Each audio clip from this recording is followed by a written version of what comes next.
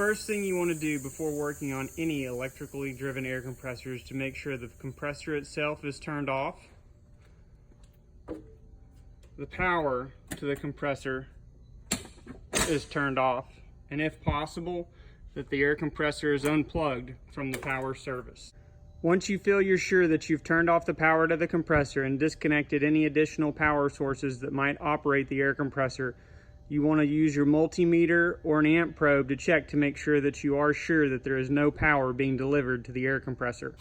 Use your multimeter to make sure that you don't have any operational power going to the compressor systems. Once you have verified this, you can move on to the next step of draining the tank or system pressure to make sure that the compressor is safe to operate.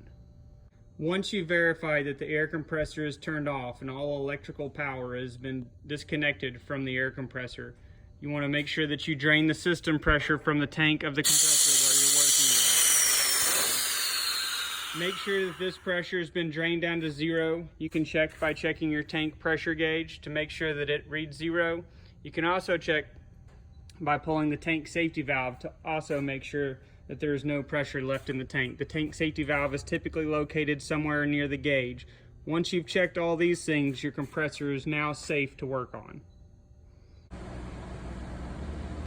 In this video, we're going to briefly go over the features of our CA1 series compressor pump, as well as oil capacity and the oil that should be used in the pump throughout its life cycle.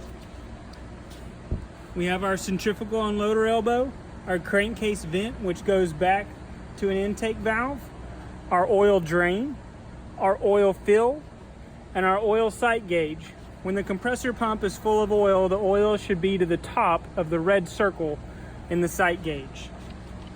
The oil that is recommended for this compressor is a CAS IAT-30100. This lubricant is specifically formulated for these compressor pumps to ensure a long and durable life. This pump in our CA1 series holds approximately 1.5 quarts or 50 ounces.